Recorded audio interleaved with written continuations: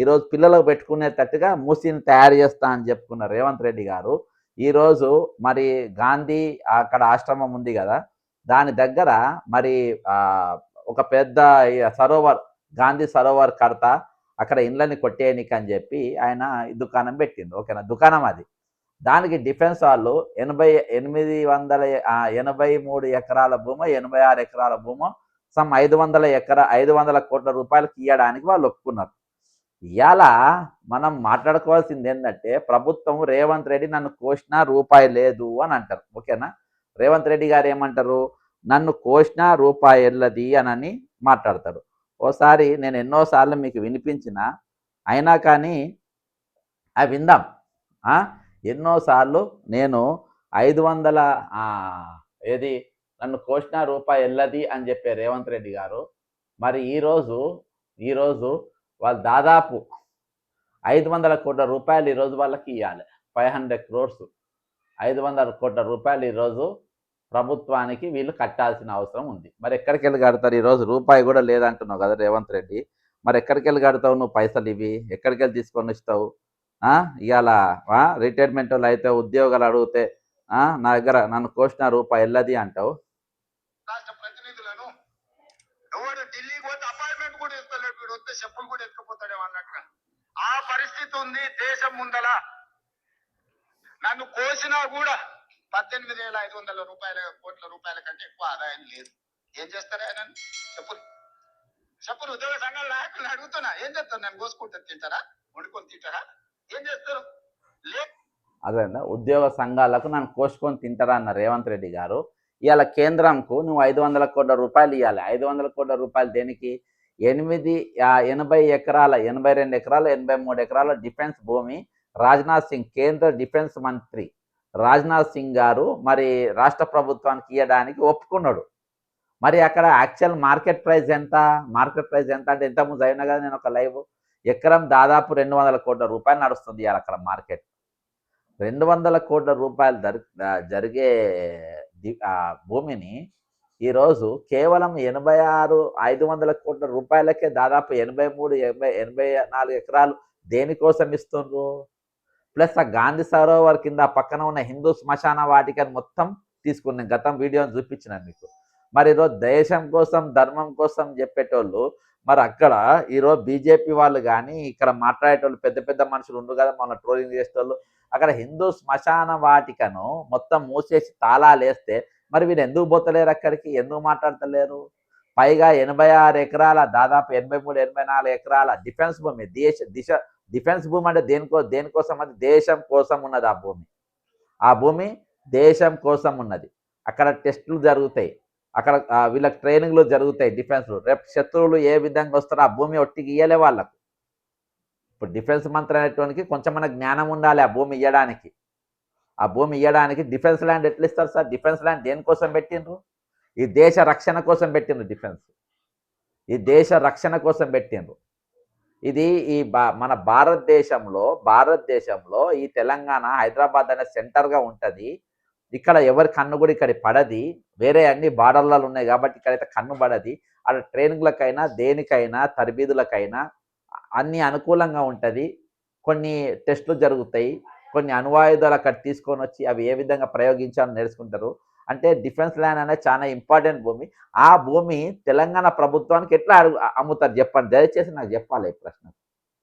దయచేసి కామెంట్లో మీరు కూడా అడగండి, మీరు చూసేటోళ్ళు మీరు కూడా కామన్గా అడగండి. అసలు ఎట్లా ఒక డిఫెన్స్ ల్యాండ్ ఒక ప్రభుత్వానికి దేనికోసం అమ్ముతారు? Defence land అమ్మొచ్చా? డిఫెన్స్ భూమి అనేది దేనికోసం పెట్టింది? అక్కడ దేశ రక్షణ కోసము సైనికులను అక్కడ సిద్ధపరచడానికి, సైనికులకు ట్రైనింగ్ ఇవ్వడానికి ఇచ్చే భూమి ఇవాళ ఎవరు ఎందుకు అడుగుతారు? బీఆర్ఎస్ వాళ్ళు ఎందుకు అడుగుతలేరు? ఈరోజు వేరే వాళ్ళు మేధావులు ఎందుకు అడుగుతలేరు? నాకు చెప్పండి దయచేసి చెప్పండి. ఈరోజు మళ్ళీ 500 కోట్ల రూపాయలకి ఎందుకు ఇస్తారు? అది నంబర్ 1 నమ్మడం పెద్ద తప్పు. ఈరోజు నిజంగా దేశభక్తి ఉన్నోళ్ళు అయితే డిఫెన్స్కు ఇంకా దానికి ఇంకా భూములు పెంచుకుంటూ పోవాలి, దానికి ఇంకా ఇచ్చుకుంటూ పోవాలి. కానీ ఈరోజు డిఫెన్స్ భూమి అమ్ముకుంటే ఎక్కడ కొత్తగా ఇంటున్నాయి. దేనికోసం ఇది? గాంధీ సరోవర్ ఇప్పుడు అంత అర్జెంట్ ఏముందని నిర్మాణం దేనికోసం? అది అక్కడ ఏంటంటే ఈరోజు డిఫెన్సే ఇవి ఇచ్చింది. ఇలా మనం బాగా అర్థం చేసుకోవాల్సింది ఏంటంటే డిఫెన్స్ వాళ్ళే ఈరోజు భూమి ఇచ్చిండ్రు, డిఫెన్స్ వాళ్ళే భూమి ఇచ్చిండ్రు. అలాంటిది మీరు అమ్ముతే ఏంది, మీరు అమ్ముకుంటే ఏంది ఈరోజు అని మీ మీ ఇండ్లు కూలగొడితే తప్పేముంది అని వాళ్ళ ఇండ్లు కూలగొట్టడానికి ఈరోజు చాలా ఈజీగా వాళ్ళ పని జరుగుతుందని చెప్పి ఈరోజు తీసుకున్నటువంటి పరిస్థితి నాకు కనబడుతుంది. ఒకటే ఈరోజు వాళ్ళది వాళ్ళ వాళ్ళ ఏదైతే వాళ్ళ భూమి ఉందో అది ఈజీగా తీసుకోవచ్చు, వాళ్ళ పెద్ద సమస్య లేదు, ఇక తక్కిన ఇండి ఎట్లైనా ఈజీగా గుల్లగొట్టవచ్చు అనే ఆలోచనతోని ఈరోజు ఆ భూములు ఎట్లైనా తీసుకోవాలనే ఉద్దేశంతో ఉంది. ఆ చుట్టుపక్కల అన్నీ ఉన్నాయి కదా ఈరోజు, ఆ చుట్టుపక్కల ఉన్న ఇండ్లు ఏవి కూడా ముట్టుకుంటే జర ప్రాబ్లం అవుతుంది. కాబట్టి ఈరోజు డిఫెన్స్ వాళ్ళే ఇచ్చింది, మీదేముంది ఇయ్యుండ్రననికి. అసలు డిఫెన్స్ వాళ్ళు ఇవ్వడం అనేది చాలా చాలా చాలా పెద్ద పొరపాటు. ఇది ఇయ్యద్దు. ఇది ఆ భూములు అనేది ఇవ్వడం అనేది ఈరోజు చాలా మనకు దేశ రక్షణకు కానీ అది చాలా ఇబ్బందికరమైన పరిస్థితి. నిజంగా ఇది మరొకసారి ఆలోచన చేయాలి బీజేపీ మంత్రులు, లేకుంటే బీజేపీ నాయకులు. ఈరోజు మీకు దేశం మీద ప్రేమ ఉందో లేదో దీంతో స్పష్టంగా అర్థమైపోతుంది. దేశం మీద మీకు ప్రేమ ఉందో లేదో అనేది మీకు దీంతోని చాలా స్పష్టంగా నీట్గా అర్థమైపోతుంది. ఇది మీరు దేనికోసం లేదు, ఈరోజు మీకు కేవలము ధనార్జనే ధ్యేయంగా పెట్టుకున్నారు. అర్థమైందా? రేవంత్ రెడ్డితో కుమ్మక్క అయిపోయి ఈరోజు ఏ విధంగా దీని మీద డబ్బులు సంపాదించాలి, ఈ విధంగా సపోర్ట్ చేయాలి. ఈరోజు రేవంత్ రెడ్డి మీ మనిషి అని అనుకుంటుంది కాబట్టి ఈరోజు మీరు ఆయనకు సపోర్ట్ చేసుకుంటా, ఈరోజు ఆయన అడిగిన భూమి ఇచ్చుకుంటా, ఈరోజు ఆయన 5 కోసిన రూపాయి ఎల్లనోడు 500 కోట్ల రూపాయలు ఎట్లా ఇస్తాడు అది మీరు చెప్పాలి. ఈరోజు 500 crores ఏ విధంగా తెచ్చిస్తాడు, ఎక్కడికి వెళ్ళి తెచ్చిస్తాడు ఈరోజు? అర్థమైందా? అంటే వీటన్నిటికీ పైసలు అంటే వాళ్ళు సంపాదన చేసుకోనికి, వాళ్ళు డబ్బులు సంపాదించుకోనికి, వాళ్ళు నోట్ల కరెన్సీ కట్టలు వాళ్ళు వెనక దాచిపెట్టుకోనికి, వాటి కోసం డబ్బులు వస్తాయి. కానీ ఈరోజు రిటైర్డ్ అయిన వాళ్ళకి వీళ్ళు ప్రభుత్వం ఎవరికైతే డబ్బులు ఇవ్వనో వాళ్ళు ఇవ్వడానికి మాత్రం చేతులు రావు, వాళ్ళకి మాత్రం కోసిన రూపాయి వెళ్ళది. అర్థమైందా? ఇవి వాళ్ళు మూసి ప్రక్షాళన అనేది ఓన్లీ టు ఎర్న్ మనీ, వట్టి డబ్బు సంపాదించుకోనికి. ఇంతకుముందు భూమి చూపించిన కదా ఏ విధంగా భూములు కబ్జా చేస్తుండ్రు, ఏ విధంగా వాళ్ళకి చేస్తుండ్రు, కబ్జాదారులకు ఏ విధంగా మద్దతు తెలుపుతుండ్రు అనేది మనం కళ్ళారా చూసినాం కదా. ఈరోజు దీనికోసం చూస్తే ఇది ఇక దాదాపు ఇవాళ ప్రభుత్వము ఒక నెల అయిపోయింది, ఒక నెల దాదాపుగా అయిపోతుంది. ఇవాళ ఈఎస్ఎస్ కార్డు ఇస్తామని చెప్పి వాళ్ళ దగ్గర ఇవాళ ప్రభుత్వం ఏం చేస్తుందంటే, ప్రభుత్వం హెల్త్ మన ఎంప్లాయ్మెంట్ హెల్త్ కార్డ్స్ ఇస్తుంది. హెల్త్ కార్డు ఎవరు అడగలేదు దాన్ని, మాకు హెల్త్ కార్డు ఇవ్వాలి, మాకు ఆరోగ్య భద్రత ఇవ్వాలి, మాకు ట్రీట్మెంట్ ఇవ్వాలని ఎవరు అడగలే. వీళ్ళే బలవంతంగా రిటైర్డ్ ఎంప్లాయీస్ల పెన్షన్లకు వెళ్ళి, ప్రస్తుతం ప్రభుత్వ ఉద్యోగుల జీతాలకు వెళ్ళి బలవంతంగా కట్ చేసుకుంటుండ్రు. దేనికోసం కట్ చేసుకుంటుండ్రు? నిజంగా ఇది ఉద్యోగుల మీద ప్రేమ ఉందా అంటే, నేను దీని వెనుక ఉన్న మాఫియా ఆలోచన చెప్పే ముందు మా మిత్రుడు ఒకటి పెట్టింది నాకు, కష్టాలు వస్తే చుట్టాలు పోతారు, నీ జీవితంలో అన్నీ బాగుపడినప్పుడు, నువ్వు నవ్వుతూ ఉన్నప్పుడు, నువ్వు బాగా సంపాదిస్తున్నప్పుడు, నువ్వు అన్నీ సాధిస్తున్నప్పుడు నీ చుట్టూ 100 మంది ఉంటారు. కానీ ఒకసారి నీకు కష్టం వచ్చిందా, ఆ రూపాయి మందిలో ఒక్కడు కూడా కనిపించడు. హాస్పిటల్ మంచం మీద ప్రాణాలతో పోరాడుతున్నప్పుడు ఎలా ఉన్నావు అని అడిగేటోళ్ళు కూడా ఉండరు. ఎందుకంటే ఇవాళ రిటైర్డ్ అయిన వాళ్ళ పరిస్థితి ఈ విధంగా ఉంది. ఎందుకంటే వారికి ఒక భయం, వెళ్తే డబ్బులు అడుగుతారేమో, సాయం చేయమంటాడేమో, ఏదైనా బాధ్యత మన మీద పడుతుందేమో అని. అందుకే బతికి ఉన్న మనిషిని చూడడానికి వెళ్ళరు. కానీ అదే మనిషి చనిపోయిందంటే ఊరంతా వస్తుంది ఈరోజు. కానీ ఒక్కసారి ఆలోచించండి, అతడు బతికున్నప్పుడు ఈరోజు మెడికల్ బిల్లు నాది, ఈరోజు మందుల ఖర్చు నాది, ఈరోజు ఆపరేషన్ ఖర్చు నేను భరిస్తాను అని నలుగురు కలిసి ఉంటే బహుశా ఆ మనిషి చనిపోయేవాడు కాదేమో. అంటే ఇవాళ నలుగురి గురించి మాట్లాడుకునే పరిస్థితి, ఇవాళ నలుగురు సహాయం కోసం అర్జించే పరిస్థితి, ఈరోజు ఒకరు సహాయం చేస్తారని చూసే పరిస్థితి ఈరోజు రిటైర్డ్ అయిన ఉద్యోగికి వచ్చింది. ఈరోజు రిటైర్ అయిన రోజునే ఇవ్వాల్సిన బకాయిలు 2 ఏళ్ళైనా ఇవ్వనందుకు ఆర్థిక ఇబ్బందులు ఎదుర్కొంటూ 63 సంవత్సరాల వృద్ధాప్యంలో అనారోగ్యంతో అవస్థలు పడుతూ, సకాలంలో సరి అయిన వైద్యం చేయించుకోలేక, తీవ్ర మానసిక ఒత్తిడికి లోనై, ఆందోళనకు గురై, ఈహెచ్ఎస్ చెల్లక హెల్త్ కార్డులు జారీ కాక తాము దాచుకున్న సొమ్ము కల్లార చూడలేక అసూలు బాసిన సుమారు 100 మంది పెన్షనర్లు. సారీ, నిన్న 99 మనిషి చనిపోయాడు. నిన్నట్టే 99 మనిషి నిన్న చనిపోయాడు. నేను ఆ పేరు చెప్తా. బాధ్యులైన 227 ఆ ఉద్యోగ సంఘ నాయకులకు, గెస్టెడ్ జేఏసీ నాయకులకు, ముఖ్యంగా పెన్షనర్ సంఘ నాయకులకు, ఉపాధ్యాయ ఉద్యోగ ఎమ్మెల్సీలకు ప్రభుత్వానికి తప్పగా ఉసురు తగులుతుంది. ఇయాటికి నేను 3 రోజులైంది, 2 రోజులైంది. దయచేసి 207 సంఘాలు మీరు పిలుపునియండి, ఇంకా పరిస్థితి చేజారిపోతుంది అని చెప్పిన. అయినా కానీ ఎవడు వింటలేడు. ఇయాల్టి వరకు ఎవరు నోటీసులు ఇవ్వలే. దీనిపైన ఎవరు కూడా స్పందన లేదు. ఈరోజు 21వ తారీఖు, ఈరోజు డేట్ టుడే, ఈరోజు 21వ తారీఖు. కొద్ది రోజుల్లో హెల్త్ కార్డ్ ఇన్సిస్టెంట్ పెన్షన్తో కటింగ్ అవుతుంటే ఇన్స్టెంట్ పెన్షన్లో కటింగ్ అవుతుంది.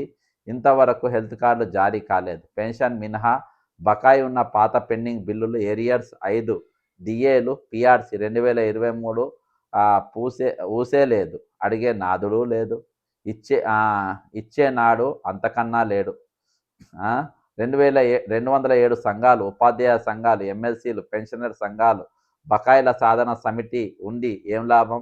ఇంత అన్యాయం గత 40 సంవత్సరాలుగా ఏ ప్రభుత్వ హయాంలో చూడలేని ఇప్పటి వరకు సుమారు 100 మంది పెన్షనర్లు బకాయిలు రాక సకాలం సరైన వైద్యం చేయించుకోలేక అసూలు బాశారు. ఇంతవరకు ఎవరు కూడా సీఎంను, డిప్యూటీ సీఎంను వ్యక్తిగతంగా కలిసి ముఖాముఖిగా చర్చించిన ఆనవాళ్ళు లేదు. ఇక పోయినా కానీ వాళ్ళు ఓట్లేపిస్తామని, మిమ్మల్ని గెలిపిస్తామని ఈరోజు వాళ్ళతోని కుమ్మక్కైన విషయాలు మాట్లాడినది కానీ, ఈరోజు నిజంగా తెలంగాణకు పనికొచ్చే విషయం కానీ, ప్రజలకు ఉపయోగపడే విషయం కానీ, రిటైర్ అయిన ఉద్యోగులకు పనికొచ్చే విషయాలు కానీ ఈరోజు ఎవ్వడు కూడా మాట్లాడలేని పరిస్థితుల్లో ఈరోజు ఉన్నాడంటే ఇక ఇంతకంటే దారుణం ఇంకేముంది చెప్పండి.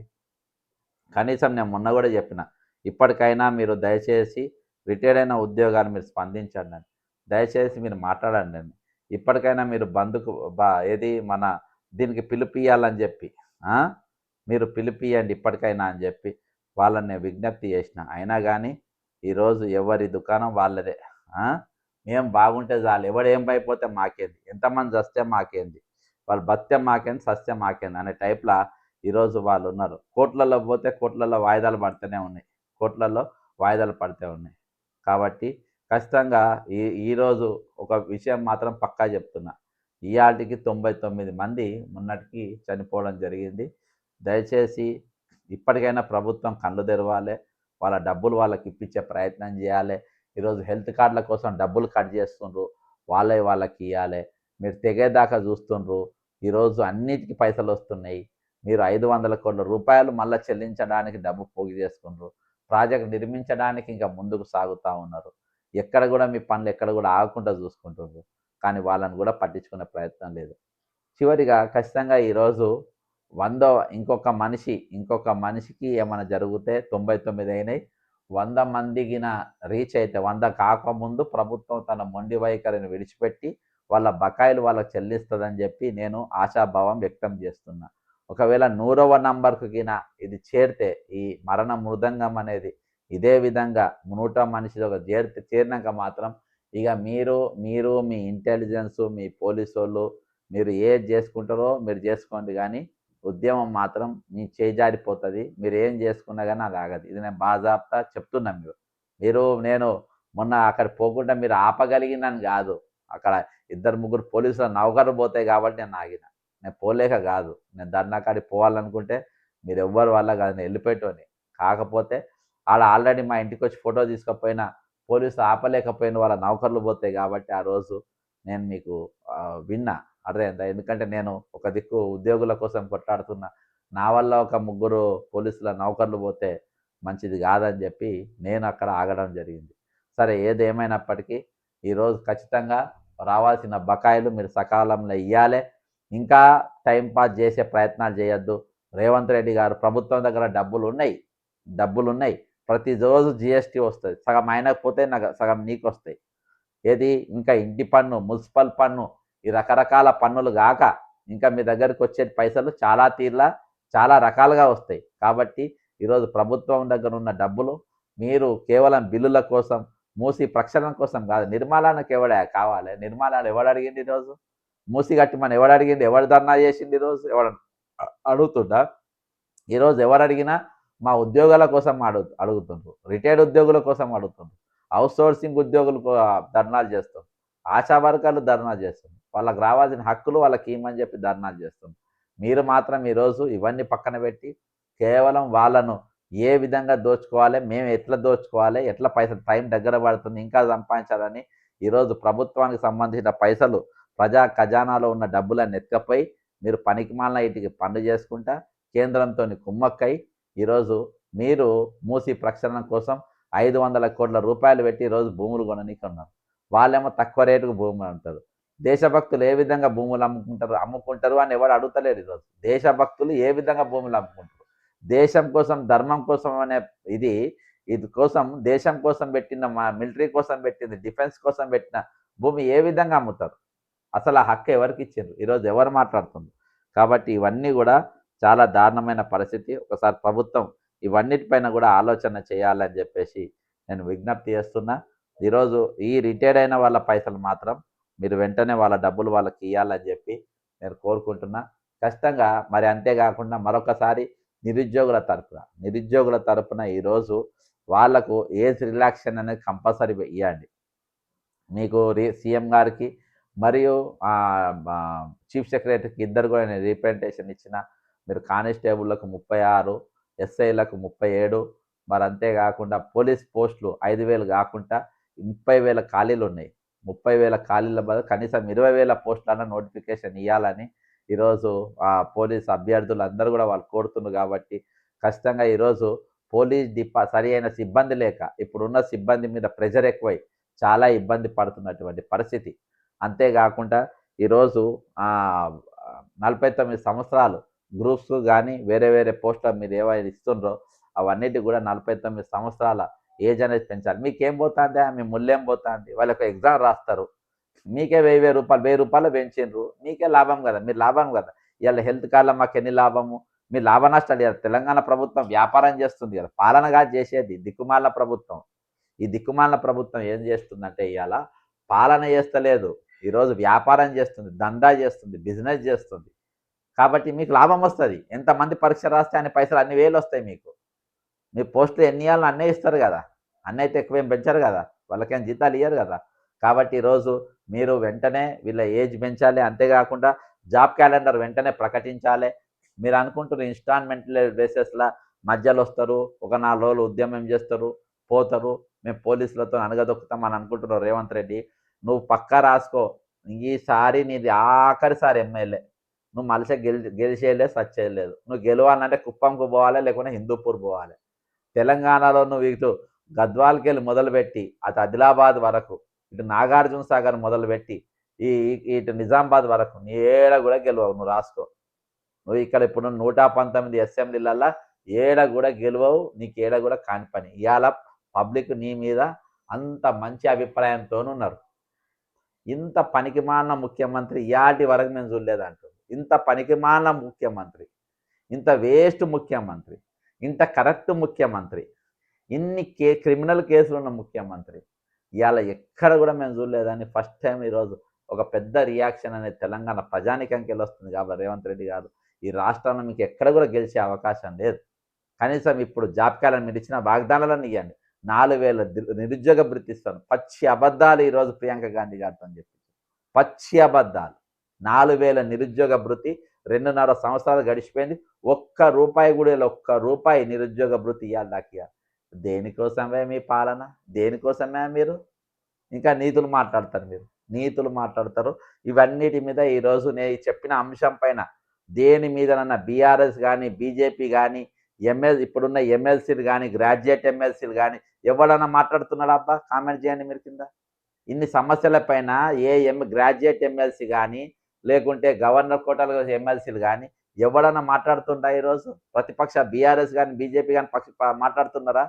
ఒకరినొకరు తిట్టుకున్నాడు తప్ప ఈరోజు నేను మాట్లాడిన ఇష్యూస్ పైన ఒక ఇష్యూ పైన కూడా మాట్లాడుతున్నారా? కబ్జాల మీద కానీ దీనిపైన దేని కూడా మాట్లాడలేవు. దేని మీద మాట్లాడలేవు. వాళ్ళు కాదు కాబట్టి మాకు ఓటేస్తారు.